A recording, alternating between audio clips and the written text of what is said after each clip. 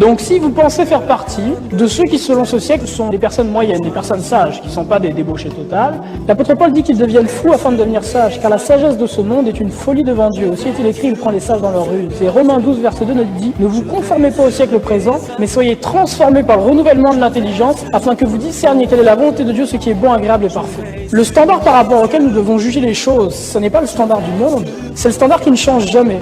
Le standard qui est le même éternellement, celui qui ne change pas la parole de Dieu. En fonction de ça, nous devons juger. C'est en fonction de ça que nous devons déterminer comment nous habiller, comment adorer, comment prier, comment faire toutes ces choses-là. Ici, et non pas en regardant aux hommes qui sont autour de nous. Le cœur de l'homme est tortueux par-dessus toute chose. La pensée de l'homme est inimitié contre Dieu. Elle ne sait pas se soumettre à sa volonté, et pire encore, elle ne peut pas se soumettre à la volonté de Dieu. En regardant aux hommes, vous êtes perdus. Regardez à Christ et vous serez sauvés. Dieu ne se conforme pas au siècle dans lequel on vit. Il ne se conforme pas. Que la crainte de l'Éternel soit sur nous. Que la crainte de l'Éternel. Élie Bertrand Tchabda, le chrétien peut-il faire la politique? La question normalement c'est le chrétien doit-il le faire? Le chrétien ne doit pas faire de la politique.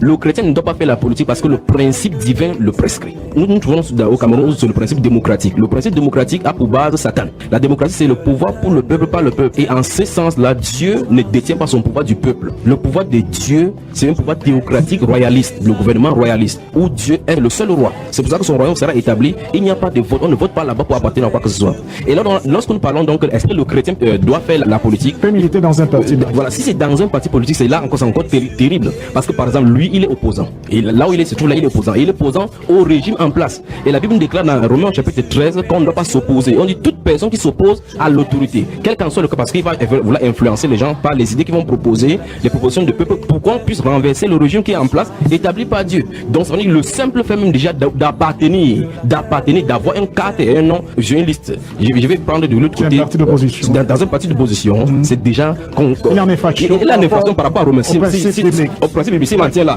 Maintenant, s'il est de côté du parti au pouvoir, c'est encore une repère, parce que s'il est renversé, il devient maintenant opposant. Je suis un peu peiné que les hommes de Dieu, un peu cet esprit, puissent dire que nous allons gouverner ce monde. Si on doit gouverner ce monde, à l'état où il se trouve, alors Jésus est venu en vain sur la terre. Jésus est venu sur la terre pour mettre fin au système actuel. Et il est venu, il a montré que lui, Jésus, a son peuple à lui, à ses enfants à lui. Il a apporté l'évangile, il est monté à la croix, il a tiré tous hors de camp. J'insiste. Si vous voulez gouverner ce monde-ci, le monde actuel, avec la politique actuelle, vous ne pourriez jamais. D'ailleurs, si on fait des votes dans ce pays, demandant si vos églises réveillées là, on les garde, on les ferme, on va les fermer. Si on demande aux Camerounais, si on doit fermer toutes les églises réveillées, la majorité camerounaise demande qu'on ferme vos petites églises réveillées là. Je vous dis que le monde ne nous aime pas, ils nous aimeront jamais parce que nous disons la vérité. Et tant que nous disons la vérité, ça vous choque peut-être. Mais je dis bien que nous ne pourrions pas, avec le christianisme, gouverner le monde actuel. On attend un autre monde dont Jésus sera le roi. Nous serons des gouverneurs et tout ce dans ce royaume-là. Mais celui-ci est voué à l'échec, est voué à Satan. C'est lui qui gouverne, celui qui travaille, celui qui dirige. Il a passé ses tentacules partout dans le monde entier. Et cette poignée d'hommes qui pensent pouvoir aller être président, même si le président ministre va faire quoi dans ce pays-là? On ne peut pas, mes amis. Ce sont de nous leurrer. On a un gouvernement dont on attend.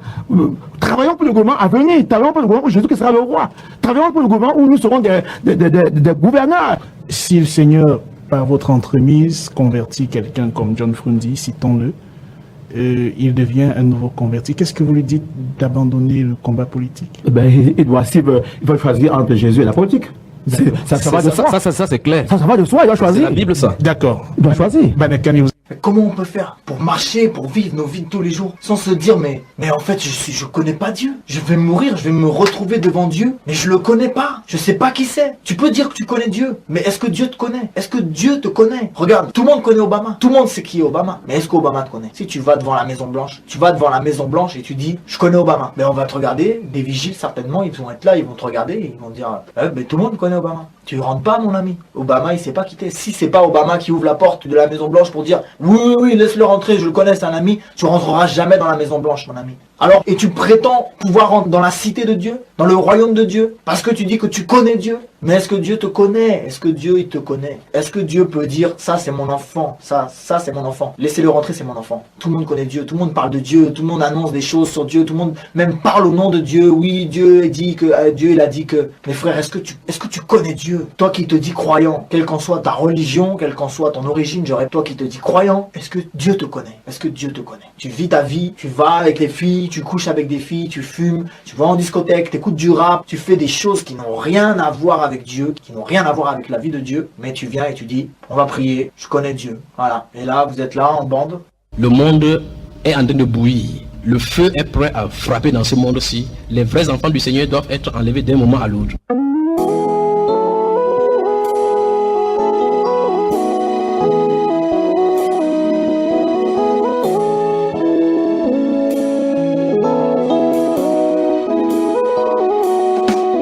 Jésus viendra nous chercher, et sa venue est proche.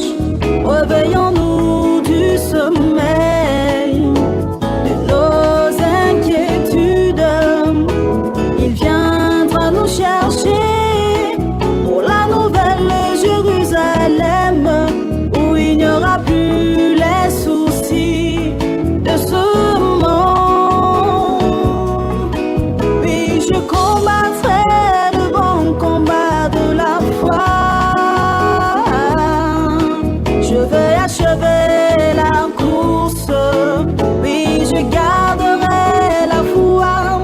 Il y a la couronne de justice m'est réservée auprès du Père. Je veux persévérer avec Jésus pour le voir un jour. Il viendra. Jésus viendra nous chercher. Jésus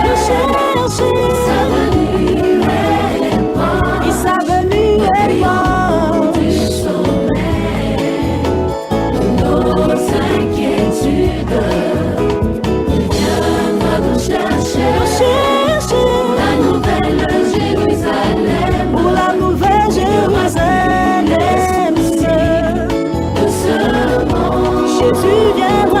nous chercher.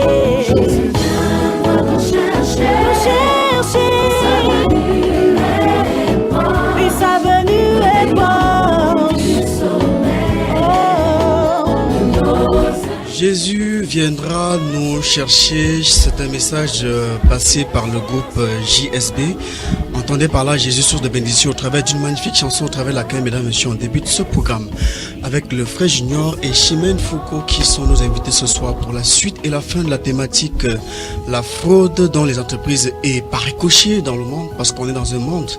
On ne fera pas comme si on n'y était pas au gré de tout ce qui se passe.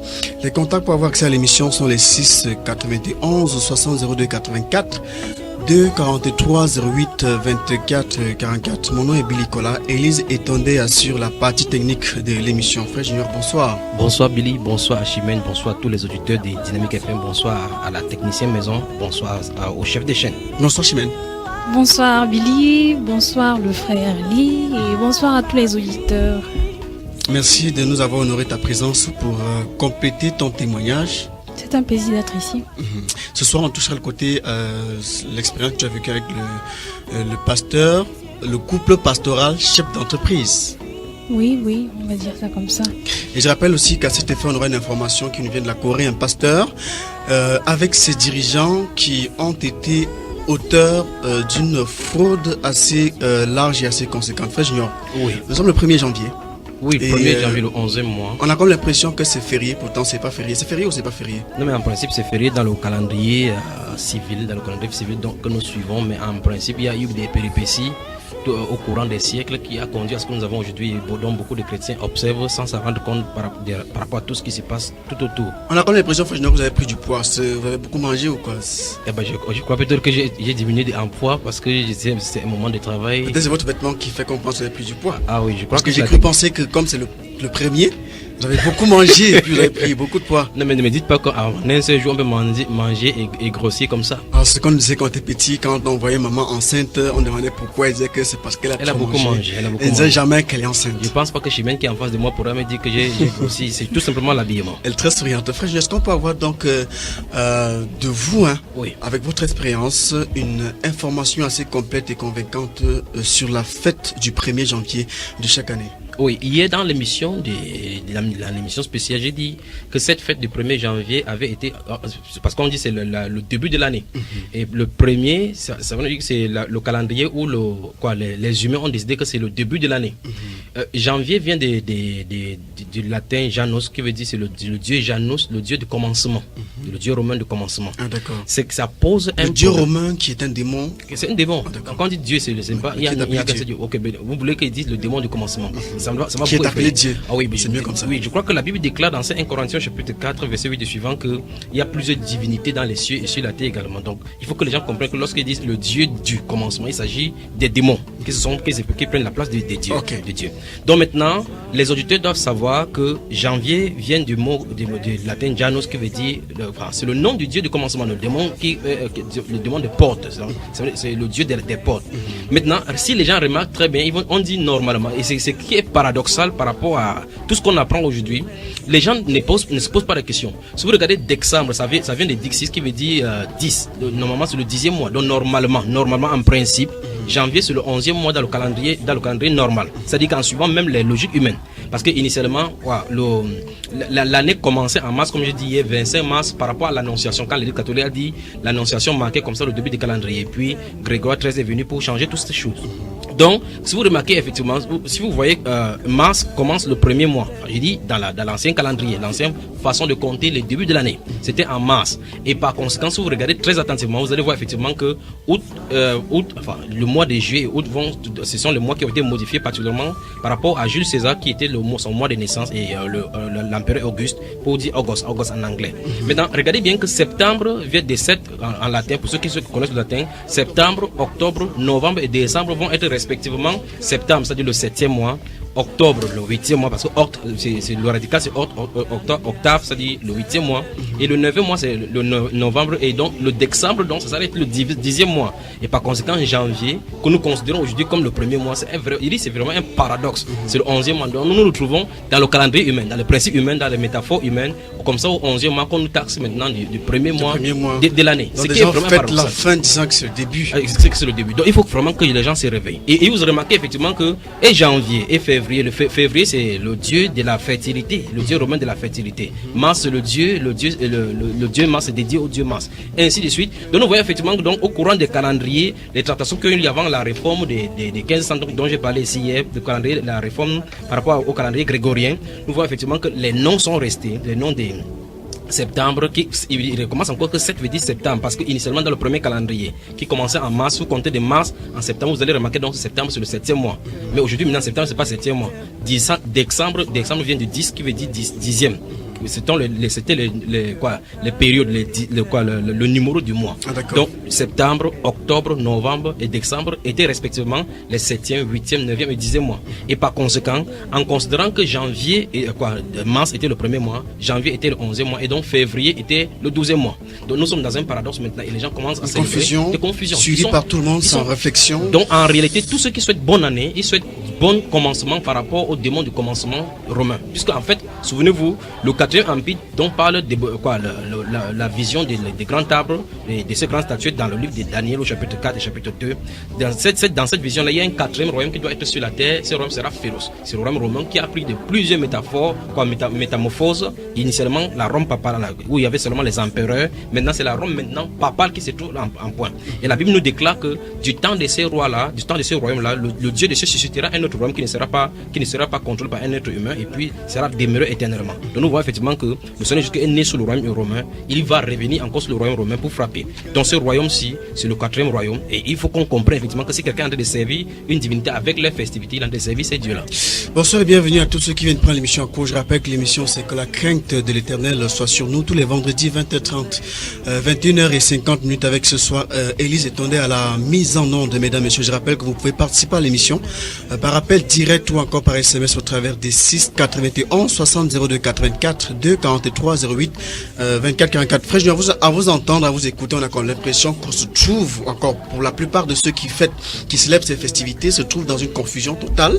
Oui. Est-ce par manque de connaissances ou est-ce qu'ils le font exprès? Est-ce que s'il y en a qui voudraient être davantage éclairés, ils pourraient s'approcher de vous pour que vous leur fournissiez la documentation? En fait, la façon dont le monde est cartographié et spolié maintenant par des esprits démoniaques, chacun peut chercher. On n'a pas besoin de me consulter parce que je ne suis pas une bibliothèque. On peut retrouver ces informations dont je viens de parler sur Internet. Ah d'accord. Donc ce n'est pas moi qui ai créé cela. Ils savent tout ce qui compte. En fait, si les gens veulent chercher la vérité, ils oseront la vérité. Je prends un seul exemple. Vous remarquez effectivement que le lundi vient du mot latin qui est le jour, c'est lunes dies, c'est le jour de la lune. Mardi le jour de Mars, mercredi le jour de Mercure, jeudi le jour des déesses de la fertilité, de la fertilité, vendredi le jour de Vénus, samedi maintenant le jour du sabbat, qui est le 7e jour. Ah, d'accord, oui. Mais interrogez n'importe quel enfant quel est le premier jour de la semaine, ils vont dire lundi. Et si on dit le premier jour de la semaine c'est lundi, ça par conséquent le 7e jour tombe dimanche. D'où dominatio qui veut dire le jour du Seigneur. Et par conséquent le jour du Seigneur est censé être dimanche. Mais vous regardez en anglais dans la définition des dates des jours de la semaine en anglais, ça n'a rien à voir avec ça. C'est toujours les noms des divinités. Ah, Monday, ça veut dire que le jour des lunes, mais Sunday cette fois-ci maintenant devient le jour du soleil. Et vous voyez effectivement qu'en français, en latin c'est dominos dies, c'est-à-dire que le jour du Seigneur. Et en anglais, ça fait Sunday. Donc le Seigneur dont il est question, c'est le jour du soleil. C'est le Dieu soleil. Donc, et les jours et les mois sont coptés d'après le modèle babylonien et par conséquent romain et égyptien. Et nous sommes en train de servir qu'on vous en voulons ou pas. Que doit faire le chrétien maintenant? Le chrétien va seulement se figer sur la Bible et ne pas se laisser contrôler. Souvenons-nous que le Seigneur Jésus nous a laissé effectivement dans ce monde en disant que vous n'êtes pas du monde. Quand il a dit vous n'êtes pas du monde, il mesurait bien ses paroles. C'est pour vous dire que nous sommes mal barrés, l'humanité est mal barrée, il faut qu'on se comporte selon les citoyens célestes. C'est quel conseil donc vous donnez à des gens à l'écoute? Parce qu'ils sont, on a comme l'impression qu'ils agissent sans réfléchir, oui. Ils prennent et mangent sans savoir quelle est l'origine de ce qu'ils consomment. Ce que je vais dire pour tous ceux qui m'écoutent maintenant, il y en a deux groupes toujours. J'aimerais dire tout simplement premièrement à mes frères, ceux qui s'appellent chrétiens. Souvenons-nous que le Seigneur Jésus a dit dans Saint Matthieu chapitre 7, versets 20 et 21 et suivants. Il a dit que c'est pas tous ceux qui lui disent Seigneur, Seigneur que ces jours-là entreront. Mais c'est seulement ceux qui font la volonté de Dieu qui est dans les cieux. Donc si quelqu'un fait la volonté de Dieu, il va marcher d'après cette voie-là et Christ viendra, il aura des rations devant lui. Maintenant, s'il n'est pas de Dieu, qu'il continue tout simplement à fêter. Parce que de toute façon, s'il arrête de fêter, ça ne le fait pas entrer. On aura affaire à la deuxième partie de l'émission, je rappelle bien, au témoignage de Chimène Foucault pour compléter, terminer la thématique de la fraude dans les entreprises. Frère Junior, on a eu le discours du chef de l'État hier. Oui. J'aimerais qu'on revienne un petit peu sur une partie de son discours qui a marqué l'actualité. Oui. Il a dit, je suis dans ce discours, le chef de l'État, oui. Camerounais Paul Biya, a annoncé la revue à la baisse des prix du carburant, oui. À la pompe. Oui. Et à la hausse le montant des allocations familiales versées aux travailleurs à compter du 1er janvier 2016 à oui. L'occasion de son discours de fin d'année. Les nouveaux tarifs du carburant oui, passent ainsi de 650 à 630 francs CFA oui. Pour le super et de 600 à 575 francs CFA pour le gasoil. Oui. Il a entre autres apprécié le dévouement des militaires qui combattent contre Boko Haram. Oui. Il a aussi apprécié l'aide des étrangers apportée au Cameroun vis-à-vis de l'attaque de Boko Haram. Plusieurs pays ont été. Il a aussi assuré les Camerounais quant à bien de choses. Mais ce qui retient l'attention de beaucoup de personnes et aussi les hommes de médias, c'est oui. Cette baisse des carburants. C'est une première au Cameroun parce que généralement, malgré la conjoncture, les prix ne faisaient qu'augmenter. Alors beaucoup d'observateurs, effectivement, comme vous le signalez, beaucoup d'observateurs ont signifié dans plusieurs de leur argumentaire que le Cameroun était un pays producteur de pétrole, donc on ne voit pas en quoi la hausse dans le courant et remarquez très bien qu'en Côte d'Ivoire et autres là, malgré cela, malgré la conjoncture, les prix également sont aussi hausses. Donc maintenant, si notre pays est un pays producteur de pétrole, pourquoi ne pas baisser? Souvenons-nous que nous sommes soumis à des exigences de la Banque mondiale et du FMI, dont le président est un homme sage qui est guidé par l'esprit de Dieu, je mesure mes mots, guidé par l'esprit de Dieu pour prendre toutes ces mesures là. Vous voyez effectivement que la conjoncture économique qui a manipulé le Cameroun depuis des années, il a dit clairement certainement qu'on verrait bientôt le bout du tunnel. Quitte à ce que maintenant, il passe à l'acte, on commence à voir maintenant effectivement que c'est quelqu'un qui passe de l'acte à de la parole à l'acte. Souvenez-vous, lors de l'un de ses interviews sur sur une chaîne étrangère française, on lui avait demandé qu'est-ce que vous voudrez qu'on se souvienne de vous au Cameroun, que celui qui a apporté le processus de la démocratie et la démocratisation au Cameroun. Donc c'est quelqu'un qui, malgré son âge avancé, veut faire table haute, sortir table haute ici avec la. Quand vous êtes guidé par l'Esprit de Dieu, est-il chrétien ou est-ce qu'il est possible que sans être chrétien? Je savais que vous m'amènerez dans ce domaine-là. Souvenez-vous que sans être chrétien, il est possible qu'on soit guidé par le Saint-Esprit. Souvenez-nous, nous pouvons prendre cela dans l'Ancien Testament en montant tout autour. Vous allez voir de la banque qui va poursuivre Joseph Jacob pour aller chercher ses dieux. C'est pas très long, on pourrait lire. Ouais, enfin, on a 2 minutes. C'est pas très long. Je rappelle, mesdames, messieurs, vous pouvez envoyer des messages pour participer à l'émission, soit par appel direct, soit par un message, pour soit poser des questions, soit témoigner d'intérêt au travers de 6 91 60 02 84 2 43 08 24 44. On est ensemble jusqu'à 21h50. Allez-y, frère. Oui, nous sommes dans Genèse au chapitre 31. La Bible déclare: Jacob entendit les propos des fils de Laban qui disaient: Jacob a pris tout ce qui était à notre père, et c'est avec le bien de notre père qu'il s'est acquis toute cette richesse. Jacob remarqua aussi le visage de Laban, et voici, il n'était plus envers lui comme auparavant. Alors l'Éternel dit à Jacob: retourne au pays de tes pères. Souvenons-nous, c'est Dieu qui va dire à Jacob de retourner. Donc le Dieu du ciel dont nous sommes de parler dit à Jacob de retourner. Maintenant, pour ceux qui vont lire ces versets, il faut qu'ils lisent jusqu'à la fin. Mais je vais aller rapidement à partir du verset 22. Pour qu'on puisse comprendre. Le troisième jour où on annonça à Laban que Jacob s'était enfui, il prit avec lui ses frères, le poursuivit 7 journées de marche et l'atteignit à la montagne de Galade. Mais Dieu, c'est ce qui est écrit, mais Dieu apparut la nuit en songe à Laban, l'araméen, et lui dit: garde-toi de parler à Jacob ni en bien ni en mal.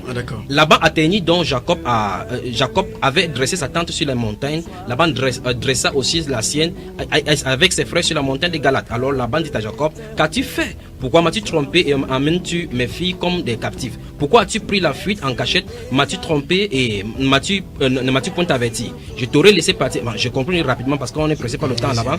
La Bible déclare donc que Laban entra dans la tente de Jacob, dans la tente de Léa, dans la tente des 2 servants, et il ne trouva rien. Il sortit de Léa et entra dans la tente de Rachel. Rachel avait pris les téraphins, les avait mis sous le bas du chameau. Qu'est-ce qu'il cherchait? Il cherchait chez Dieu. Donc voici un homme qui court pour chercher un serviteur de Dieu, et Dieu l'avertit de la nuit en lui disant de ne pas dire quoi que ce soit de mauvais ni en bien. C'est la direction de Dieu, parce qu'il se serait brisé devant le Seigneur. Or il partait comme ça chercher chez Dieu. Donc Dieu peut effectivement, et il le fait effectivement. Et l'une des personnes que Dieu conduit par son esprit et qui accomplit sa volonté parfaite, c'est Satan lui-même. Vous restez avec nous, frère Junior et Chimène Foucault, pour mesdames, messieurs, les 10 minutes qui vont suivre sont consacrées à la pub. On se retrouve juste après elle. À tout de suite. On arrête tout et on écoute. La question que Dieu nous pose, c'est celle du psaume 4 qui dit: Fils des hommes, jusqu'à quand ma gloire sera-t-elle outragée? Jusqu'à quand ma gloire? Jusqu'à quand moi qui suis Dieu, il nous dit, je serai outragé, méprisé? Jusqu'à quand? C'est ce qu'il te dit ce soir. Jusqu'à quand tu vas continuer à vivre dans la folie, dans l'insouciance, en faisant comme si tu n'avais rien entendu? Jusqu'à quand aimerez-vous la vanité? La vanité. Chercherez-vous le mensonge? Et c'est dans ces temps que nous sommes. J'aimerais vous dire que Dieu permet ces temps. Pourquoi Dieu permet ces temps? Parce que Dieu sonde nos cœurs, sonde les cœurs de ce monde. Dans le monde dans lequel on vit, on va bientôt voir clairement, comme ce sera le cas lors de son retour, 2 catégories de personnes, ceux qui sont à Dieu et ceux qui ne le sont pas. Parfois, même en tant que pasteur, on se pose la question: est-ce que lui, il est vraiment sauvé? Est-ce qu'il est vraiment à Christ? Le temps vient où la différence, elle sera claire. Et Dieu laisse le diable être à l'œuvre, comme cette parole terrible des Thessaloniciens le dit, pour éprouver nos cœurs, pour voir si on a l'amour de la vérité. Et je peux vous dire que dans le monde dans lequel on vit, ceux qui ont l'amour de la vérité, ils vont être obligés de sortir de cette génération perverse et d'une certaine manière de prouver leur foi. On est sauvé par la foi seule, mais ils seront obligés de montrer la différence. S'il y a quelque temps on était certainement plus connectés à Dieu et moins dans ce monde puissant et virtuel qui fait de nous des fous, c'était peut-être plus difficile de voir la différence. Mais dans ce monde de fous dans lequel on vit, la différence se fait de plus en plus claire. C'est pourquoi on ne peut plus se moquer de Dieu.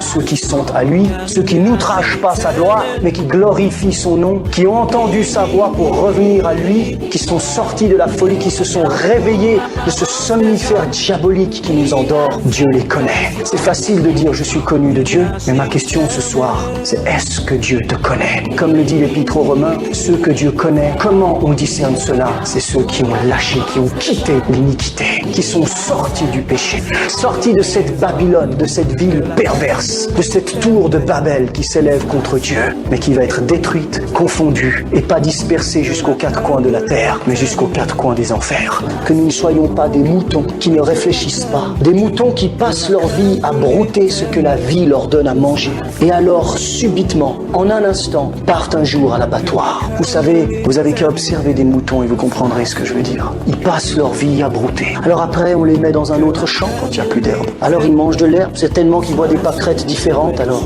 Et ils passent leur vie à brouter ce que la vie leur donne, ce que les champs leur donnent, jusqu'au jour où on les prend et on les amène à l'abattoir. Et c'est ce que le monde vit. On est des vulgaires moutons. Pourquoi? Parce qu'on veut faire comme si Dieu, le bon berger, n'existait pas.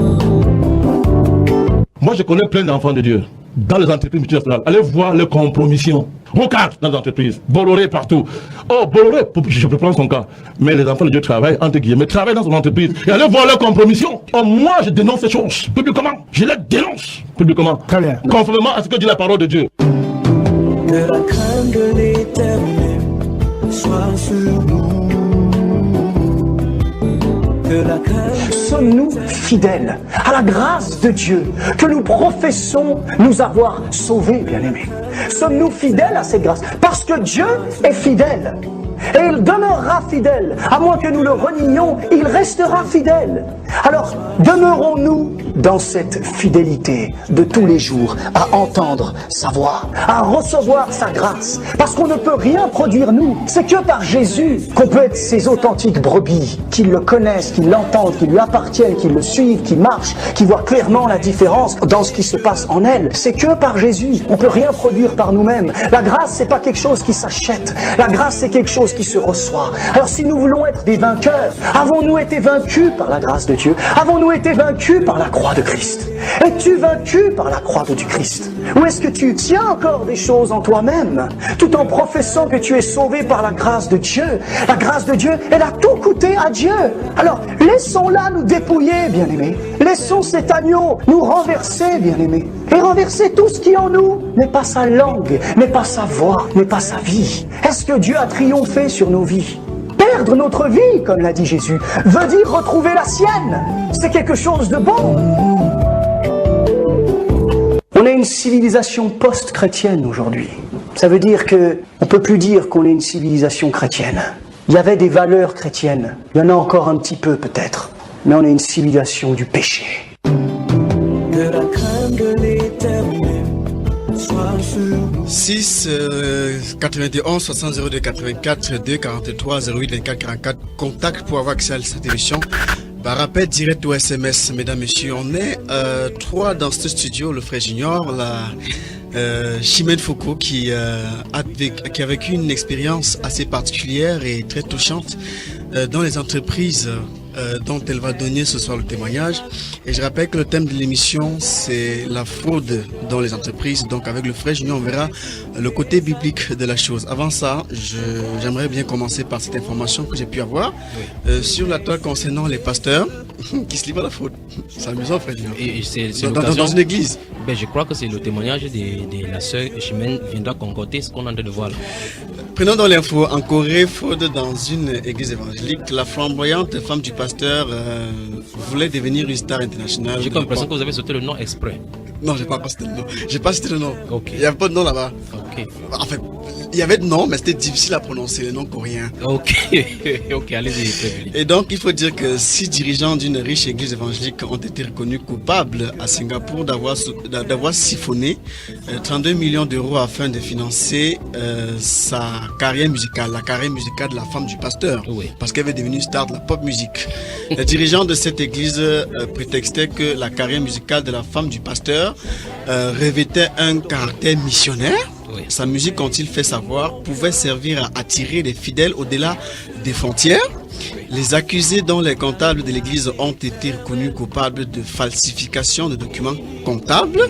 D'après l'accusation, les fonds étaient prélevés sur le budget alloué à la construction d'églises et placés dans les obligations bidons. puis les comptes étaient falsifiés pour faire croire au rachat des titres. Oui. Voilà, fin de l'information fraîcheur. Oui. Non, mais c'est pendant que tu disais, j'étais en train de noter le fait que ils pensent que la carrière musicale va attirer les fidèles. Vous voyez, il y a une différence dans la donation, dans l'étymologie, même dans l'appellation. On est censé faire une chose pour attirer. Attirer quoi? Les fidèles. C'est un danger. Si vous lisez le livre de Rick Warren, du pasteur Rick Warren, qui a formé beaucoup de pasteurs, une vie motivée par l'essentiel et autres, là où il s'est vanté à l'intérieur d'avoir formé plus de 350 000 pasteurs au travers du monde. 350 000 fous, je veux dire. Il dit effectivement. 350 000 fous appelés pasteurs. Absolument. D'accord. J'ai soin de le citer parce que ce sont les terminologies des New Age maintenant qui se trouvent au milieu de l'église. Et puis je vais toucher le cadre de la musique avant de laisser le flow à notre sœur bien-aimée. Et elle dit que le but de cette carrière musicale, c'est d'attirer les fidèles. Et c'est exactement la pensée se trouve dans le livre d'Eric Warren qui dit qu'ils réveillent le corps de Christ par des musiques. C'est pour cela donc qu'ils ont incorporé dans le corps de Christ donc, les chansons pop, les chansons, les raps, en y mettant quelques paroles bibliques là-bas pour que les gens qui étaient dans le monde se sentent à l'aise avec cela. Non, s'il n'y a pas un meurtrier, comme ce style de pasteur, c'est que je ne sais pas parce que le Seigneur Jésus a dit que vous n'entrez pas et vous empêchez aux gens d'entrer. Au lieu de dire la vérité, parce que c'est pas la vérité que les gens sont transformés, on essaie de les faire quitter en fait le monde sous une façon camouflée, mais en réalité, dans ces entreprises-là, ils vivent encore dans le monde, puisqu'ils y trouvent exactement ce que leur chair convoitait dans le monde. Ah d'accord. C'est un danger. Donc ils disent qu'ils attirent les fidèles. Le Seigneur Jésus n'est pas venu pour attirer les foules et les fidèles. Il est venu chercher ses brebis et ses brebis sont conformes à lui. C'est ça que je voulais dire. La deuxième chose qu'il voulait dire et qu'on va y s'étendre dans une autre émission ici, c'est Dieu n'a jamais destiné la musique. Et il n'y a pas de ça de là de pensée du Saint-Esprit. Il n'y a pas une seule trace ni un seul véhicule des paroles dans la Bible par rapport à cela. Aujourd'hui, vous allez entendre effectivement qu'il y a un ministère donc, qui s'est greffé dans le corps de Christ, maintenant appelé le ministère des chants, le ministère des prédications par le chant. Il n'y a pas ça dans la pensée du Saint-Esprit. La Bible est claire dans le livre de Romains chapitre 1 et le livre de 1 Corinthiens chapitre 1. La Bible déclare que c'est pas la prédication que Dieu chose, la prédication de l'évangile. Il n'est pas question dans des louanges qui sauvent les gens ou des louanges qui font venir convertir les gens. Même si dans la louange on dit que mon frère, ma soeur, donne ton cœur à Jésus, c'est pas ça. Dieu, la Bible déclare les louanges, c'est pour exalter son nom. Un point, un trait, la prédication. Le travail de la prédication, c'est le Saint-Esprit qui prend les paroles puissantes de Dieu pour administrer sur le cœur et convertir le cœur. Donc voilà la dérive qui est entrée au milieu de l'église. Et maintenant, toute personne, vous allez voir effectivement, il y a même l'école de musique chrétienne. Comme il y a d'abord l'école biblique, ce n'est pas suffisant. On a créé l'école des prophètes, ce n'est pas suffisant. On a créé l'école de musique. Vous voyez effectivement qu'on a greffé comme ça le cancer sur le corps de Christ. Quand vous parlez, frère Junior, de l'école biblique, est-ce qu'on pourra faire une émission sur l'école biblique? Je suis disponible avec vous. Je vous ai dit que je suis avec vous pour travailler. C'est mon rôle comme serviteur. Ah, d'accord. Je rappelle à tous et à chacun que vous pouvez participer à l'émission par appel direct ou encore par SMS avec Élise Tonnerre à la mise en onde toujours jusqu'à la fin de l'émission qui est jusqu'à 21h50. Et donc les contacts sont les 6 91 60 02 84 2 43 08 24 44 appel direct ou SMS. Chimène Foucault, je viens à toi. Oui. Tu nous as parlé de beaucoup de choses, hein, de ce que tu as vécu étant à l'école, étant pendant le stage académique, pendant les stages même payants, pendant et ça, son voyage au Congo, puis dans une entreprise, au Cameroun. Maintenant, après ça, tu es arrivé dans une autre entreprise. Ce témoignage-là, particulièrement, qu'on vient voir. Oui, je vais le donner le témoignage, sauf qu'il y a un incident qui est revenu dans mon esprit. J'aimerais partager cela avec les auditeurs, si vous le permettez. Pendant que j'étais au Congo, le directeur sous-régional, il a dû être affecté au Congo-Kinshasa. Et donc, on a recruté un nouveau directeur sous-régional. Et donc, celui-là, particulièrement, m'avait marqué et j'avais déjà beaucoup d'appréciation à son égard parce que je n'avais jamais vu un directeur qui, à chaque réunion, demandait à tout le monde de prier. Donc, c'est lui qui priait, on priait tout le monde. Et je disais, c'est la première fois. Ce monsieur doit vraiment être extraordinaire. De quelle façon adresser la prière à qui? À Dieu. Donc ça veut dire on recommande la réunion à Dieu. On dit Dieu justement, il faut que tu nous orientes, que la réunion se passe bien. Et pour moi je trouvais ça assez spécial. Il était d'une religion, une quelconque religion, il était pentecôtiste, catholique. Bon, c'est vrai qu'il était catholique, mais ce que j'ai retenu, c'est pas forcément sa religion, mais le seul problème, le geste qui m'a marqué. Je dis parce que même les francs-maçons adressent des prières aussi à Dieu. Non, là ça s'adressait à Dieu et à Jésus-Christ précisément. Donc ça m'avait marqué et je disais, celui-ci doit être un très bon directeur et tout. Sauf que j'ai été très déçue quelques temps après parce que quelques temps après qu'on m'affecte à Dolisie, parce que j'étais à Pointe-Noire, avant qu'on m'affecte à Dolisie, on a fait une réunion et on s'est rendu compte qu'il y avait en stock beaucoup de cartons de lait. Et compte tenu du fait que la date de enfin, c'était déjà pratiquement périmée, donc il restait juste quelques mois. Il fallait trouver rapidement une solution pour écouler les boîtes de lait. Maintenant, qu'est-ce qu'il fallait faire pour les écouler? Lui, justement, la proposition qu'il a faite pendant la réunion. Lui qui priait, qui demandait à ce qu'on prie. Effectivement, il a demandé justement, enfin, puisqu'on essaie de trouver des solutions, comment on va faire pour écouler les boîtes de lait. Et à la fin, la décision qu'il a dû prendre, c'est qu'on devait modifier les dates sur les boîtes de lait. Donc, ça veut dire qu'on importe les boîtes de lait depuis l'étranger avec une date de péremption. On va dire, par exemple, ça va se périmé dans 2 mois en mars. Donc là, quand on demande de remettre de nouvelles dates, ça veut dire qu'on repousse ça peut-être en décembre. Ah, d'accord. Pour avoir le temps d'écouler et que les consommateurs aient l'impression qu'il y a encore le temps pour consommer. Donc j'ai envie de dire que c'est très triste. Normalement, on va un produit qui est déjà périmé. Oui, effectivement. Donc ce que je veux dire, quand il restait 2 mois, vous ne savez pas. Donc c'est pour dire, pour laisser le temps d'écouler rapidement les produits. Donc il y a les gens qui vont acheter le produit, on suppose peut-être en avril, se disent que le produit est encore bon. On a modifié la date. Donc vous imaginez, c'est Dieu qui nous protège. Malheureusement, les gens ne le savent pas. Donc j'ai vécu cela en direct là-bas, j'étais vraiment scandalisée. Que ce soit la personne qui demande à ce qu'on prie. Exactement, donc pour moi c'était un choc terrible. Et ils ont fini par écouler le produit. Je pense qu'ils ont fini par écouler le produit parce qu'après ça, on m'a affecté à Dolisie. Donc là, je n'ai pas eu la suite de l'histoire, mais ils étaient vraiment engagés dans cette affaire. Le seul fait d'avoir cette initiative, pour moi, c'était un grand scandale en fait. Donc c'était un peu ça. Comment est-ce que la Bible qualifie ce type de personnes?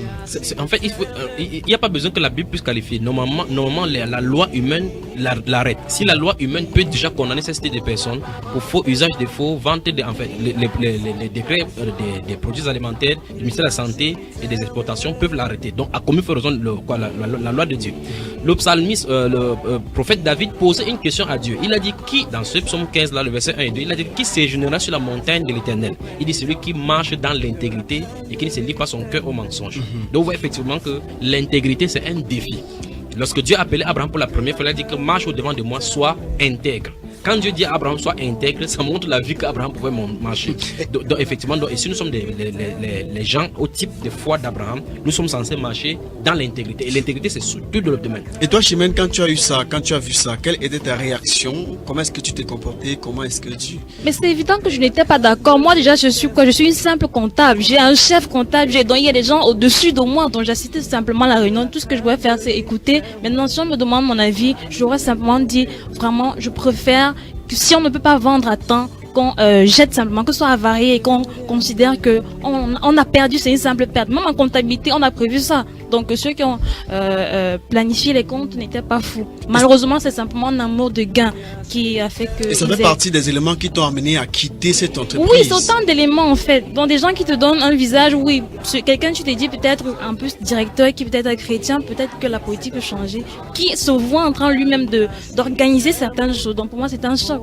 Mais je voulais poser une question qui me brûle sur le cœur. Elle a dit la dernière fois, il a les 2 émissions précédentes qu'elle travaille dans le secteur des produits alimentaires. Ils sont les produits de première nécessité que les citoyens consomment. Tous les jours. J'aimerais demander quel est le rôle même de l'État, parce qu'il y a les services normalement qui sont authentifiés, qui doivent authentifier les choses qu'on importe. Quel est le rôle? Très très bonne question. Effectivement, je me rappelle, pendant que j'étais à Dolisie, il y a plusieurs services qui arrivaient faire le contrôle. Oui. Donc on arrive en contrôle d'abord sur le lieu, respecte la norme. Oui. Par exemple, on conserve le poisson, la chambre froide, et à tous ces éléments-là. On vérifie même la date de péremption des produits. Mais je peux vous assurer que ceux-là même, l'entreprise donnait l'ordre. Il disait au chef justement de l'agence là-bas, oui, accordez-vous avec celui-là qui est venu, donnez-lui l'argent comme ça et puis ferme les yeux. Donc vous comprenez que c'est avec la complicité même des agents de l'État. Vous comprenez un peu. Ça se pose qu'ils vont approuver quelque chose qui devrait être désapprouvé. Exactement, malheureusement. Au gré de l'argent, ils vont livrer la population à la merci de la maladie. Malheureusement. C'est terrible, c'est sadique. Parce que c'est très grave, frère. C'est très grave. Vous comprenez le pourquoi les chrétiens étant dans une entreprise, doit faire preuve de fermeté. À quelque position que ce soit, comme notre sœur, faire preuve de fermeté, quitte à perdre son emploi. C'est mieux d'être en règle avec le Seigneur que d'être dans cette panoplie-là et puis être coupable avec son Seigneur. Est-ce que c'est aussi quelque part pour ça, frère Junior, que le Seigneur demande dans la Bible de prier pour ces personnes, pour ces dirigeants? Absolument, pour qu'ils nous donnent de vivre une vie paisible et qu'ils dirigent comme ils doivent vraiment diriger. Parce que c'est pour ça que quand vous intitulez votre émission que la crainte du Seigneur soit sur nous, Et dans une des émissions, si j'avais dit que tous les individus sont invités. Parce que quand quelqu'un est engagé au service de l'État, remarquez très bien, on dit qu'au service de tous et de chacun. Ça suppose que quand pour quelqu'un qui vient faire une supervision, donc il va mettre son accord pour dire c'est approuvé ou c'est désapprouvé. Et qui prenne de l'argent pour consommer. Oubliant qu'avec ce même agent, son fils ou bien sa fille ou bien son voisin ou bien sa relation va aller acheter ce même produit. Mais il faut que quelqu'un soit aussi sadique, que ses pensées soient vraiment dans les ténèbres pour ne pas considérer ces faits-là. Parce que lui, il peut manger ces mêmes produits à la maison sans se rendre compte. Et les mêmes maladies qui sont censées suivre, le suivent aussi à la maison. Et donc, vous recommandez aussi par là, en même temps que vous demandez à tous les chrétiens de prier, pour tous les chrétiens qui sont à l'écoute. Souvenez-vous que ça ne doit pas changer grand-chose dans ce monde. Il faut seulement que chaque chrétien essaie de vivre comme le Seigneur l'a dit pour changer dans sa situation. Il y a des chrétiens qui sont maintenant, qui sont, enfin, dans tous les postes dans la société se trouvent des chrétiens. Et c'est lamentable de voir l'état des chrétiens dans ces postes-là. Vous allez à quelque part, vous voyez, c'est à peine qu'un chrétien puisse lire même sa Bible en son lieu de service. C'est à peine qu'il peut même venir le matin, baisser la tête pour prier. Il y a des chrétiens qui cachent leur foulard dans le sac pour qu'on ne puisse pas voir. Mais elles peuvent sortir nous deux pour lire, elles peuvent sortir des boucles d'oreilles, des vernis pour vous le faire au vu et au su de tous. Mais elles ne peuvent pas mettre la Bible pour lire. Pourquoi? Parce qu'ils ont honte du Seigneur Jésus-Christ. C'est l'occasion de témoigner. Vous allez voir effectivement, vous allez dans des services, vous allez voir comment les gens mettent des mesures mondaines, le pantalon en bas, les ventres à terre, ils mettent ça à dessus tête. Quand les mondains le font, ils ne peuvent pas mettre même la musique qui est le cantique du Seigneur. Ils ne peuvent pas chanter parce qu'ils ont honte du Seigneur. Il est temps qu'à tout moment où on est en train de servir, qu'on soit ferme pour l'évangile, c'est-à-dire que ce soit par notre parole, notre action, notre façon de travailler, qu'on glorifie le Seigneur. Je rappelle à tous que vous pouvez participer à l'émission par appel direct ou encore par SMS, aussi même via le contact WhatsApp pour ceux qui ont le contact.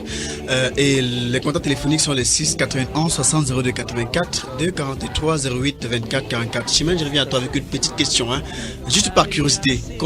Quel était ton salaire dans cette entreprise que tu as quittée parce qu'il y avait de la fraude à l'intérieur?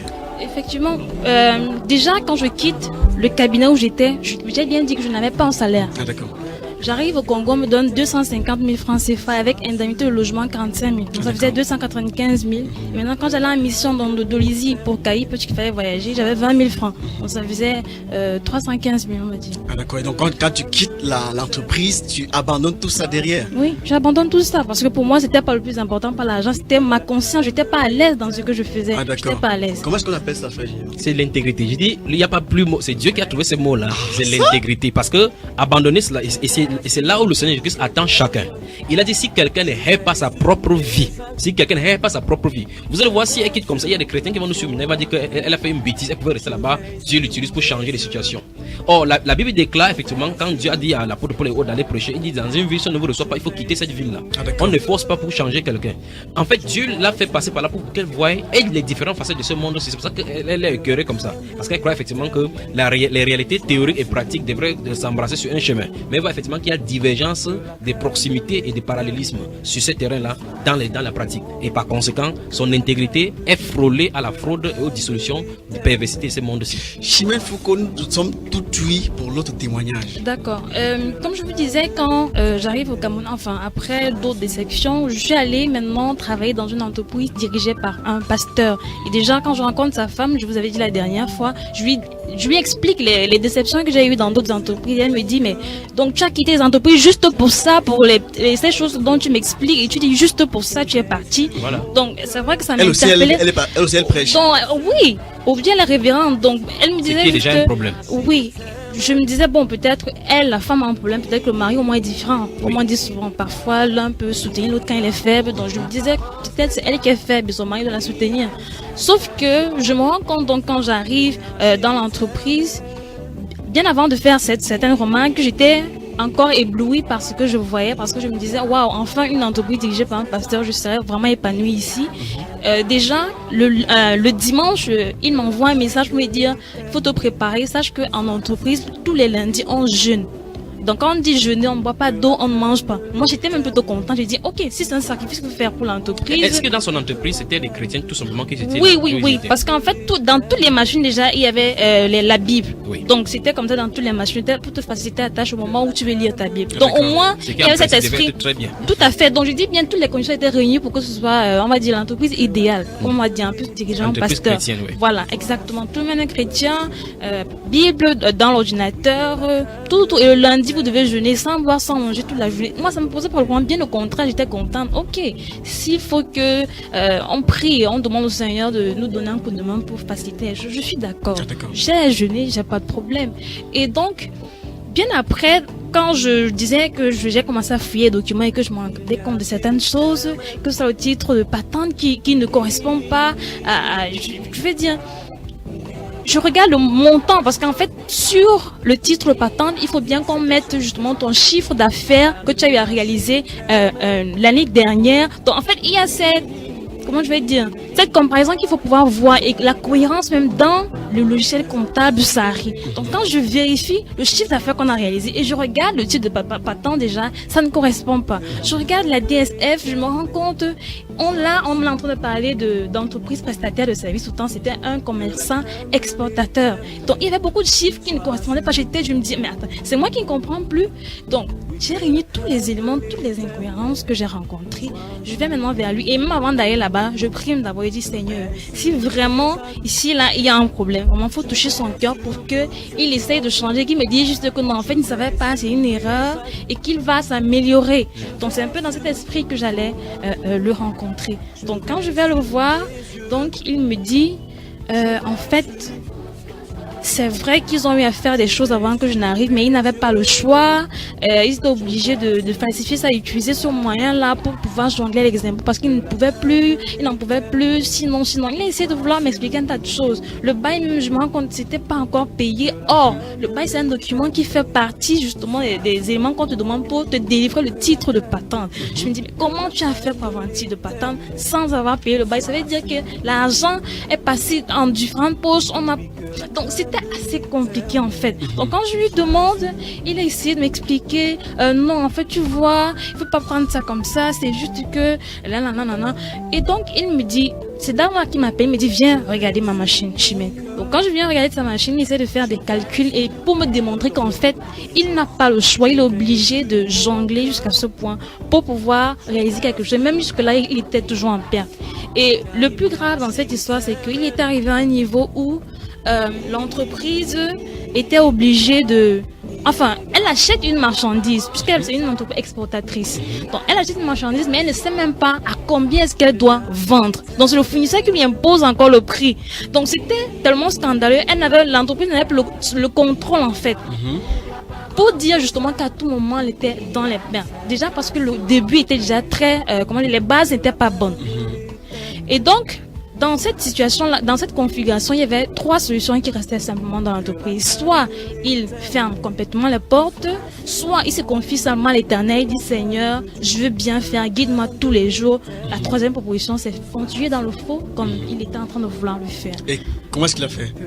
Mais bien sûr, il a voulu continuer. Il me disait justement qu'il était en train de chercher les moyens pour comprendre, justement pour amplifier, pour comprendre comment les multinationales là, réussissent. Donc il me disait, il faut même qu'ils comprennent comment ils font et tout. Donc il faut même que je lui donne un coup de main. Et là, quand on me demande, il dit, moi, on ne m'a pas formé pour aider quelqu'un à trouver des chemins tortueux. Donc il ne demandait pas que vous l'aidiez à s'en sortir par rapport à sa situation devant Dieu, non, mais à s'enfoncer. Non, du tout. Bien au contraire, il fallait plutôt trouver un moyen, justement, des chemins tortueux. Enfin, il se disait comme je suis comme... Enfin, c'est l'étiquette qu'on colle à tous les comptables. Parce que généralement, c'est ce que les comptables font, un peu comme les avocats. On dit, ok, vous savez très bien comment ces choses se passent. Donc, il se disait que moi, je comprenais ce code-là. De toutes les façons, c'est une impression qu'il a eue. Parce qu'en fait, je me dis, tellement les gens ont utilisé cette histoire de chrétien que je crois que quelque part, peut-être qu'il avait des doutes sur ma foi en Dieu. Parce qu'au départ, je lui ai dit clairement, voilà comment je suis, voilà comment je fonctionne. Peut-être qu'il se disait, bon, il y a des chrétiens qui disent qu'ils croient en Dieu, mais dans la pratique, quand on leur dit de faire ça, puisqu'il est même lui-même pasteur. Justement, donc il se disait que moi, je vais justement faiblir. Donc c'était un peu ça. Donc bien après, il vient donc dans mon bureau, il me dit, tu dois travailler sur un dossier financier, on doit demander 50 millions à la BICEC. Parce que l'entreprise n'avait plus d'argent dans la banque. Les banques étaient vides. On devait de l'argent à gauche et à droite. Maintenant, il faut trouver de l'argent pour pouvoir acheter de nouvelles marchandises pour aller livrer aux clients. qu'est-ce qu'il faut faire? Il faut sortir carrément un dossier qui donne l'impression à la banque qu'en fait, l'argent, justement, que l'entreprise se porte bien et qu'on a juste besoin de ce financement-là, juste pour un petit coup de pouce et on pourra les rembourser sans aucun souci. Sauf qu'on ne pouvait pas rembourser cet argent si on le prenait du tout. Parce que comme je vous ai expliqué la configuration, on achète une marchandise, mais on ne sait même plus à combien on va revendre. Donc tu peux arriver devant le fournisseur et te dire, moi j'achète ça à tel prix. Donc ça veut dire que tu ne peux pas faire des prévisions. Or la banque a besoin des prévisions. Justement. Donc et maintenant dans ces prévisions, ils me demandent de mentir. Donc essaie de faire un truc comme ça, donne l'impression que nos ventes vont croître. Après mois, tellement 26, on aura tel chiffre. Pourtant lui et moi on sait très bien que c'est faux. Oui. Vu la configuration des choses. Oui. Et donc à un moment donné, j'ai dû aller le voir, lui expliquer que sincèrement, j'ai quitté plusieurs entreprises parce qu'on faisait ci, ça. J'ai détaillé tous ces éléments. Oui, mais par rapport aux 50 minutes dont vous parliez, le dossier dont il était question, quand vous répondu, comment vous avez entrepris cela? Effectivement, je lui ai demandé, mais vous me demandez de faire comme ça, on ne peut pas procéder autrement. Il me dit, mais d'après vous, quand je dis procéder autrement, c'était quoi? Simplement que déjà c'était impossible déjà de traiter de ce dossier. On ne pouvait pas demander à la banque de donner de l'argent.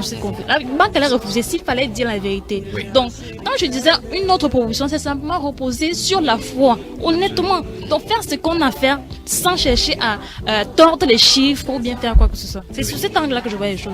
Mais quand il a compris que je voulais aller sur cet angle, il a dit non, vraiment. Apparemment, Dieu là, depuis, je lui parle, il ne veut pas écouter. Moi, je vais choisir mon chemin. Fais comme je t'ai dit. Ça, c'est le pasteur qui déclare ainsi. Oui. Et vous nous avez rassuré sur ces plateaux qui prêchent à l'instant. Nous en avons parlé là. Il prêche encore. Il peut-être la même prêche la nuit de la traversée. Probablement, mais je peux vous dire, je suis allé à un événement où je l'ai rencontré, effectivement, où il imposait les mains aux gens. Je suis allé à un événement et je l'ai rencontré là-bas avec son épouse. Avec sa femme, oui, et il fallait justement demander aux gens de venir devant. Et puis, je crois que les gens avaient des problèmes. Il fallait imposer les mains. Donc, j'ai compris justement qu'effectivement, il est avec sa tenue même, le col là. Le col pastoral. Donc, ça veut dire qu'à l'extérieur, quand on le voit, on sait que c'est un pasteur béni. Tout à fait. Et je tiens à rappeler qu'il a 4 noms, 2 noms, 2 prénoms. Et dans l'entreprise, il y a 2 noms qu'il utilise pour les affaires et 2 noms pour, qui a trait à l'église, en fait, on va dire comme ça. Donc, ça veut dire que c'est un nom personnel, ça veut dire qu'en réalité, il a les pièces officielles qui sont différentes. Bon, différentes, je ne vais pas dire, il a ses noms, mais il y a des noms que, comment je vais dire, les clients, le grand public, je sais pas le connaissent avec une autre identité. Tout à fait. Mais c'est quand même terrible. Et ça ne doit pas scandaliser aussi. Il y a, Chimène, la question du frère défaut dans le groupe WhatsApp de l'émission. Oui. Le groupe dans lequel beaucoup de personnes peuvent aussi intervenir à l'émission. Chimène, bonsoir, c'est le frère défaut. Dis-nous, dans cette entreprise pastorale, étais-tu la seule chrétienne intègre? Bien sûr, je peux le confirmer parce que je vous prends l'exemple de la secrétaire. Un jour, quand j'arrive dans le bureau, je ne sais plus pour quel problème j'étais venue, et la secrétaire entre, elle dit, il y a tel monsieur qui est dehors, qui vous cherche, mais je lui ai déjà dit que vous n'êtes pas là. Donc en fait, quand quelqu'un vous dit déjà à un pasteur, j'ai déjà dit que vous n'êtes pas là, ça veut dire qu'ils ont l'habitude de le faire. Qu'il a même donné son OK. Et lui, il n'a pas donné vraiment de... Il n'a pas dit ça, gênant. Justement, il aurait pu la licencier, mais on lui dit, mais qui... Ou bien, je sais pas, ça va être un scandale, mais j'ai compris qu'ils avaient l'habitude de le faire. Oui. Vous voyez un peu. Les chrétiens aussi. Bien sûr, pareil pour l'agent logistique qui était là. Il me raconte ce qu'il allait faire, il allait livrer. Je lui dis, mais je veux tes documents pour la comptabilité. Il me dit, non, lui, il était pressé, il a dû donner 2000 ici. Mais tu comprends, le boss comprend ça et tout. Je lui dis, mais le boss, donc j'étais comme donc, si... Il voulait vous dire que si le pasteur lui-même dit déjà ça, oui, c'est-à-dire que moi, je suis qui? Mais c'est comme ça que j'ai l'habitude de fonctionner. Donc il y a tellement de choses que j'ai envie de dire, j'étais la seule. Et maintenant, quand tu t'exprimais, parce que tu n'étais pas content de tout ce qui se passait dans l'entreprise, comment réagissaient les autres chrétiens qui avaient la Bible sur leur ordinateur? Sur leur ordinateur, voilà. En fait, comment je vais dire qu'ils réagissaient? Eux, l'impression qu'ils voulaient me donner, c'est que de toutes les façons, moi, à leur place, j'aurais fait la même chose. Parce qu'ils n'arrivaient pas déjà à comprendre qu'il peut exister quelqu'un qui puisse prendre position pour la vérité. Comme oui.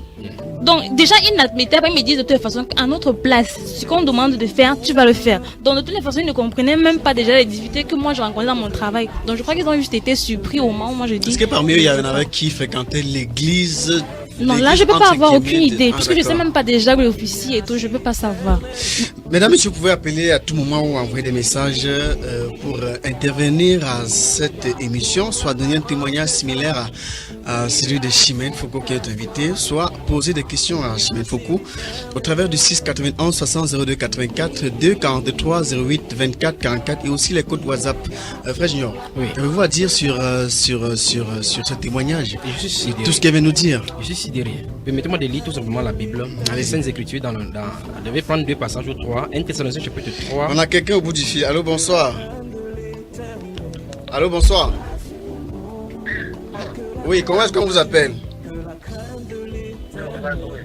Vous appelez comment?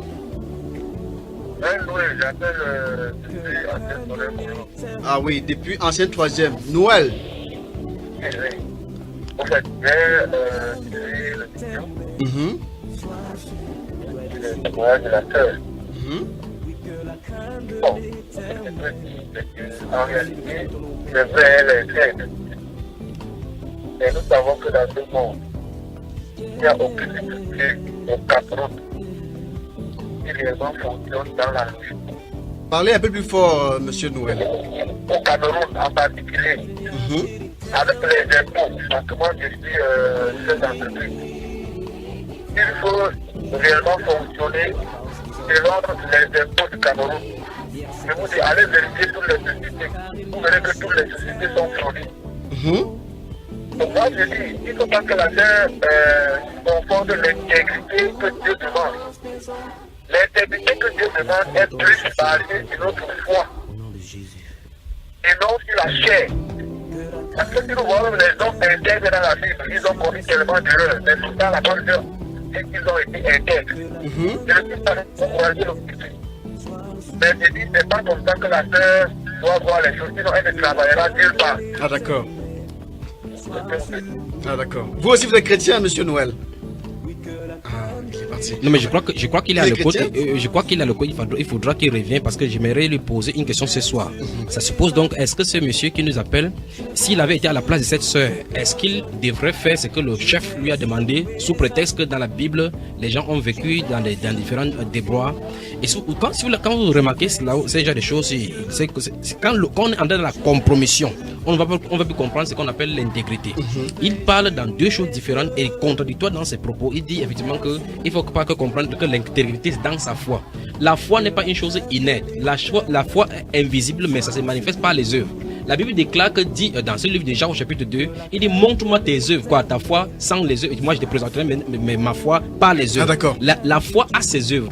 Comment saurons-nous qu'elle vit dans l'intégrité si devant une situation de corruption, elle ne prend pas position? C'est ça la manifestation de la foi. Donc il n'y a pas d'intégrité charnelle. L'intégrité charnelle consiste justement à faire passer pour le chrétien, mais dans les actions, effectivement, on trahit le Seigneur. Donc la sœur est en train de vivre l'intégrité, la foi dans l'intégrité intégrale de cette intégrité-là. Donc c'est que le frère, celui qui a appelé en train de dire, effectivement, il veut par là dire, je crois qu'il va rappeler. Voilà, on prend un auditeur au bout du fil. Allô, bonsoir. Excusez-moi, je suis un frère dans la foi. Ah oui. Est-ce que vous avez suivi ce que j'ai dit, mon cher? J'ai suivi parfaitement. Oui. Voilà ce que je dis. Oui. Bien aimé, je vous dis qu'il n'y a aucune chose qui fonctionne légalement. Oui. Est-ce que vous m'excusez? Oui, je vous suis attentivement. Ok, si vous avez été à... Oui, s'il vous plaît, si vous avez été à sa place, qu'aurez-vous fait? Bon, voilà, je peux ramener choses, mais ce n'est pas la solution. Oui. On dit que, bon, il y a un baptême, même si c'est là, c'est encore. Elle commet des erreurs dans sa chair. Donc, elle pouvait tout faire. Le mieux, c'est de ramener ce monsieur. Mais pour dire que ce monsieur, le pasteur doit fonctionner dans la légalité, c'est impossible, bien aimé. Donc vous soutenez le fait que le pasteur fonctionne dans l'illégalité et il n'y a pas de possibilité dans cette... Je ne soutiens pas. Oui. Bon, à votre place, qu'est-ce que vous direz à ce pasteur alors, frère? À ma place, je dirais à ce pasteur réellement de se mettre en norme. Oui, et se mettre en norme, ça veut dire régulariser son cas avec les impôts, avec l'État. Et les impôts, c'est négocier.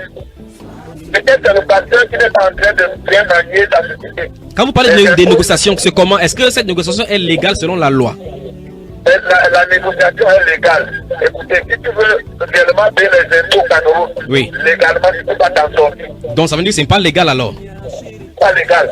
Ce n'est pas légal. Tu ne peux pas t'en sortir. On a comme l'impression, Noël, que vous contredisez vous-même. Parce que vous dites qu'il n'y a aucune entreprise qui ne peut fonctionner avec les impôts de actuels, oui. Et vous demandez à Chimène de ramener son patron.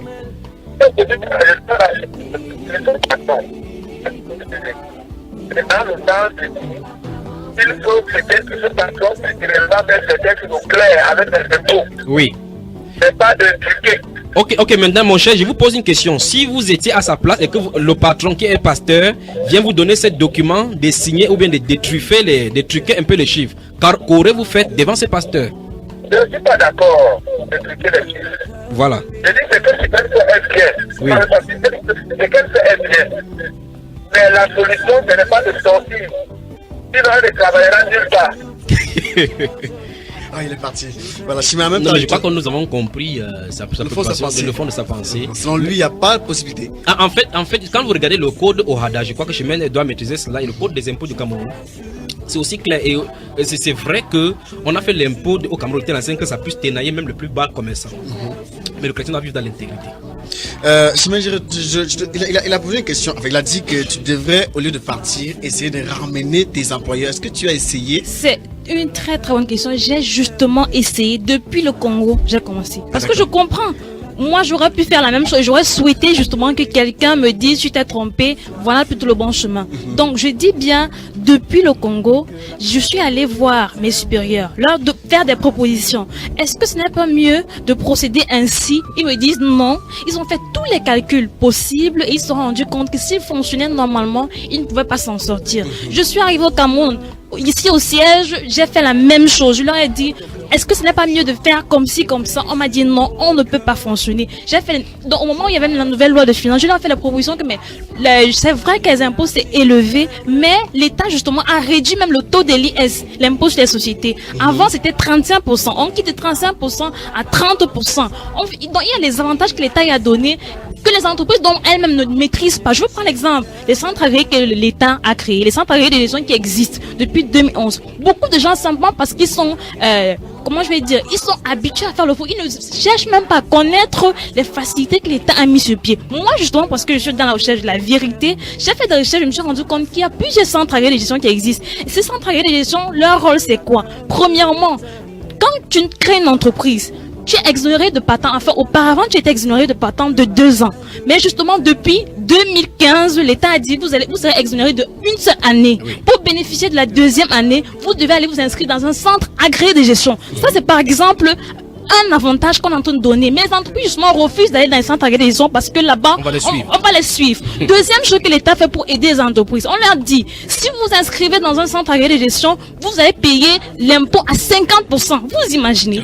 50% de réduction, beaucoup d'entreprises ne le savent pas. Même mes camarades qui sont comptables dans les entreprises, je leur en parle et elles me disent ah bon chemin, on ne savait pas et tout. Mais même jusque-là, ils ne font rien dans les entreprises pour améliorer cela. Donc pour dire que l'État, je suis d'accord, il y a beaucoup d'impôts, mais l'État de son côté fait des efforts pour dire voilà comment on peut réduire. Et je dis bien, les entreprises, des groupements comme le JICAM, et CAM, leur rôle justement c'est ça. Donc quand on se regroupe entre entreprises, on pose les problèmes, on dit, on trouve que ça c'est élevé, voilà ce qu'on doit faire. Pareil pour le SMIC, l'État ne peut pas prendre une décision sans consulter aussi ces entreprises. Donc c'est leur rôle. Donc parfois même quand c'est peut-être trop élevé, ou je sais pas quand l'État ne fait rien, parfois c'est elles-mêmes les entreprises peut-être qui n'ont pas assez plaidé pour elles-mêmes. Mais je veux dire au moins, le JICAM et CAM, c'est leur rôle. Quand elles se réunissent, elles essaient de trouver des problèmes. Que ce soit pareil pour les syndicats. Donc je veux dire qu'on arrête de dire on ne peut pas.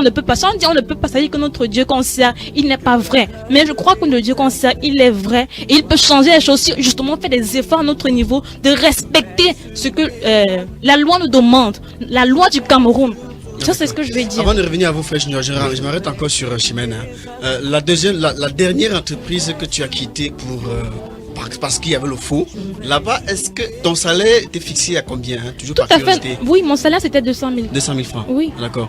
Tu avais un poste élevé, premier salaire? Oui. Enfin, là-bas, déjà, ils m'ont donné le poste de responsable administratif et financier. Donc, c'était prévu quand le boss n'est pas là, c'est moi qui devrais occuper toutes les fonctions. Il essaie déjà de me former avec les clients qui sont à l'étranger. Je devais pouvoir discuter avec eux. Donc, au-delà de la comptabilité, je devais aller plus loin.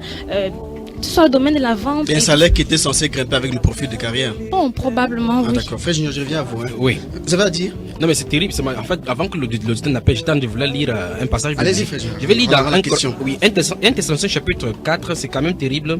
La Bible déclare au verset 3, puis le verset 6, il dit c'est que Dieu veut.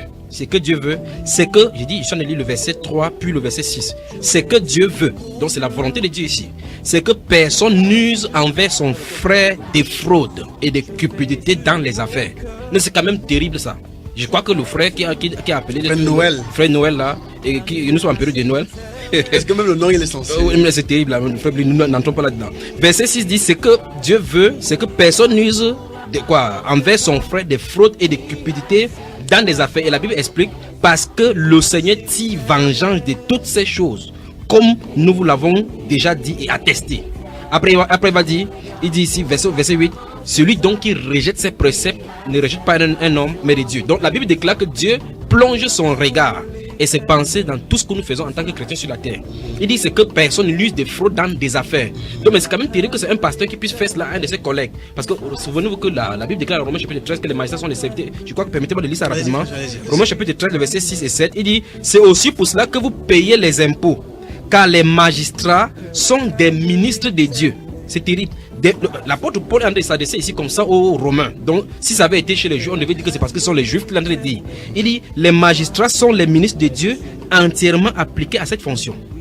Donc les magistrats, les directeurs des impôts, qu'ils soient en soi conscients ou pas, ils sont des serviteurs de Dieu parce qu'en fait ils portent des attributs de Dieu. C'est pour ça que ces magistrats-là, comme il a dit, comme l'auditeur a dit, qu'avec les impôts et l'éclaircissement des chemins nous montre effectivement que beaucoup de personnes fonctionnent dans l'ignorance. C'est-à-dire qu'ils croient qu'en s'approchant des impôts, on va les suivre parce qu'en fait la traçabilité ne laisse pas place à ce que vous puissiez faire la fraude plus tard. Et par conséquent, il faut qu'ils entrent dans le maquis pour pouvoir faire leurs œuvres ténébreuses. Mais quelqu'un qui veut, c'est là où je vais sortir avec la solution, quelqu'un qui veut travailler dans la légalité, dans la clarté, et puis pour ne pas avoir de problème avec certains, parce que ce pasteur est tombé dans le piège, parce qu'il a l'esprit de cupidité dans son cœur. Il veut, comme il a dit dans ses propos, il a dit qu'il veut essayer de chercher, de comprendre comment d'autres font pour réussir. Donc vous voyez effectivement que dès le départ, il n'a pas fondé son entreprise avec les principes bibliques, avec la force du Seigneur. Dès le départ, il a fondé cela avec l'aspect chrétien, mais à l'intérieur, il y a la soif pour le capitalisme. Donc quelqu'un qui veut marcher dans l'intégrité, comme je l'ai dit, ira effectivement vers les impôts et poser la question, telle ou telle section des commerces qu'on veut ouvrir, dans quel registre doit-on se retrouver pour savoir si avec le capital que tu disposes, tu peux avancer de l'avant. Et quand vous êtes inscrit à l'intérieur, vous faites la scène que chaque fois qu'il y a de l'audit pour qu'on puisse vous tracer, vous suivre, parce que vous pouvez vous en sortir. Ali, alors bonsoir. Bonsoir, bien-aimé. Oui, comment est-ce qu'on vous appelle? Je suis le frère Saul Libertin. Ah d'accord, vous appelez depuis quel quartier? Je suis indépendant. Allez-y, frère Saul, on vous écoute. Je voudrais saluer chacun des frères sur ce plateau, la sœur. Je voudrais rendre grâce à Dieu pour elle. Amen. Bonsoir. J'ai dit, je voudrais rendre grâce à Dieu pour la sœur qui est sur le plateau. Amen. Ah, J'ai dit Amen. Allô? Oui, j'ai dit Amen. Elle a dit Amen. Moi aussi j'ai dit Amen. Voyez-vous, chaque chrétien a ses épreuves de la foi à franchir. Et le résultat, sa capacité à mesurer son niveau de chrétienté, c'est justement de pouvoir vaincre chacune de ces épreuves. Et la sœur, elle franchit ces épreuves avec succès. Amen. Je voudrais l'encourager. Merci. Et reconnaître davantage son mérite et reconnaître davantage la capacité du Saint-Esprit à pouvoir l'aider à franchir chacun de ces obstacles. Amen. Que le Seigneur la bénisse davantage. Je sais, elle a perdu beaucoup, mais elle gagnera mieux encore. Amen. Amen. Amen. Soyez tous bénis sur ce plateau. Amen. Merci encore. À vous, frère Libertin, sur depuis Bépanda. Oui, allez-y.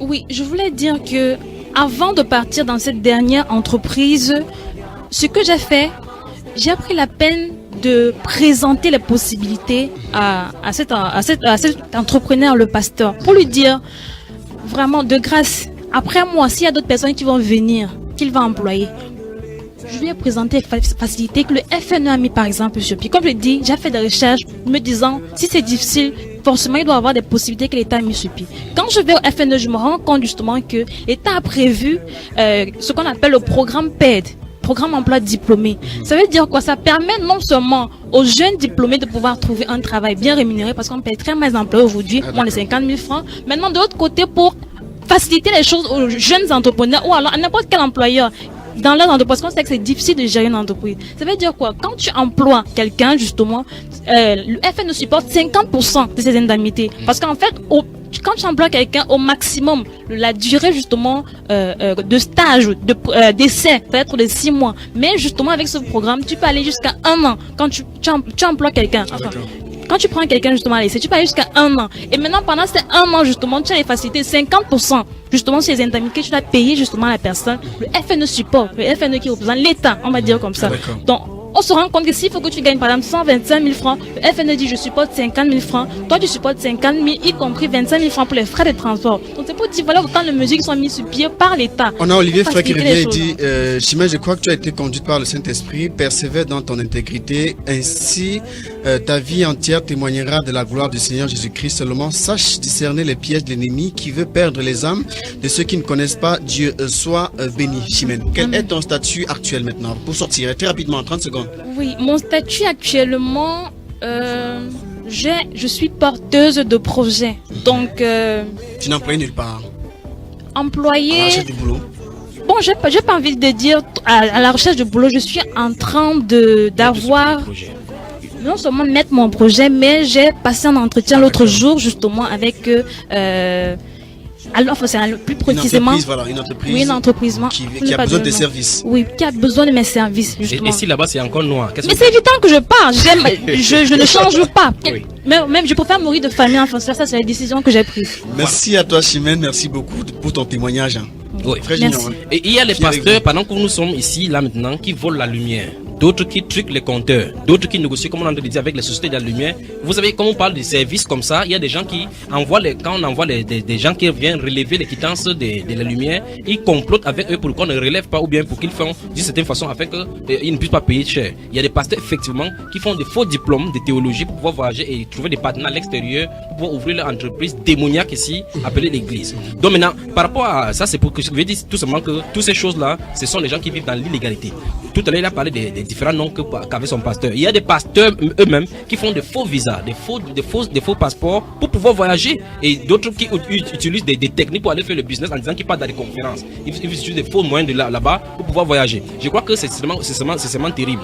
Maintenant, j'aimerais rebondir avant de terminer là avec ce que le frère qui a appelé le frère Noël a dit. Il a dit tout à l'heure là que si Chimène continue comme ça, elle ne travaillera pas, parce que si elle continue comme ça, elle va avoir le mal partout. C'est pour dire quoi? Que c'est noir partout. Maintenant, permettez-moi de lire donc j'ai dit donc pour répondre à cela dans Marc chapitre 9, le verset 43 et suivant. Le Seigneur Jésus a dit: si ta main est pour toi une occasion de chute, coupe-la. Mieux vaut pour toi entrer manchot dans la vie que d'avoir les deux mains et d'aller dans la géhenne, dans le feu qui ne s'éteint point. Si ton pied est pour toi une occasion de chute, coupe-le. Mieux vaut pour toi entrer boiteux dans la vie que d'avoir les deux pieds et d'être jeté dans la géhenne, dans le feu qui ne s'éteint point. Et si ton œil également, il a aussi dit, si ton œil est pour toi une occasion de chute, c'est pour dire quoi? Si l'emploi, on peut paraphraser en disant que si l'emploi, ou bien l'emploi, la possibilité d'avoir l'emploi est pour quelqu'un une occasion de chute, qui quitte cet emploi, c'est mieux de ne pas avoir de l'emploi dans le ciel. Tous les chrétiens, frère. Tous les chrétiens. Merci à vous, frère. À quoi sert-il de gagner le monde justement sur une personne? Bonne conclusion. Merci à tous, merci à chacun. Élise Etonde a assuré la partie technique. Mon nom est Billy Kola. J'étais en compagnie du frère Junior et de Chimène Foucault qui nous a offert son témoignage en 3 éditions de cette émission, de cette thématique qui s'achève aujourd'hui, la fraude dans les entreprises. Restez sur la radio, on se retrouve vendredi prochain à 20h30. Maintenant, c'est la pause. On arrête tout et on écoute. Vous êtes sur Dynamique FM. La paix.